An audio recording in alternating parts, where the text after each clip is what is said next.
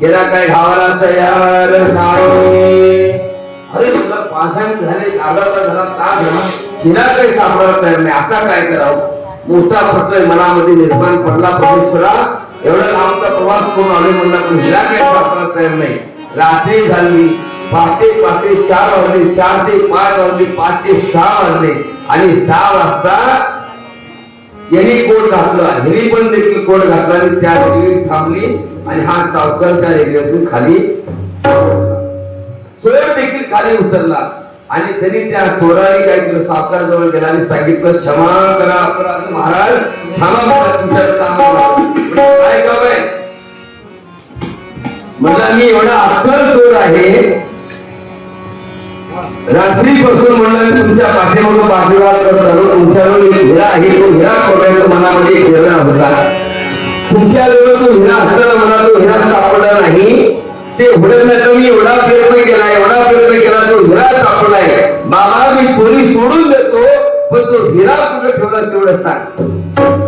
त्यावेळेस तो सावकार कानातल्या घालात हसला आणि त्याला काय म्हणला, तुझं आहे तुझं पाशी परी तू जागा तुकराते.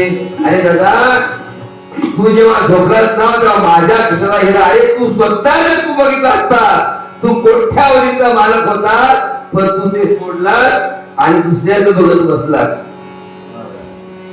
दुसऱ्याजवळ तू हिरा होता, तू तुझ्या खिशात हात घातला असतास ना आणि बघितला असतास तर तुला तो हिरा अनुभव हिरा घावला असता.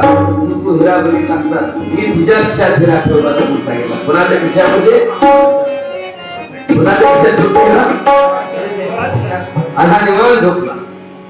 सावकार निवांत झोपला, चोराच्या खिशात गेला. रातभर चोर हिरा उलट बसलंय, तुझ्या खिशात हिरा. सकाळ झाली, तुझं आहे तुझं पाशी परी जागा तुकरा. तुमच्या जवळ वैराग्य संपन्न नागरे बाबा आहेत, हे विसरून भाऊ भाऊ पंढरी आला, दूत माझा दादा, अरे कोणी नाही आता, दर्शन दे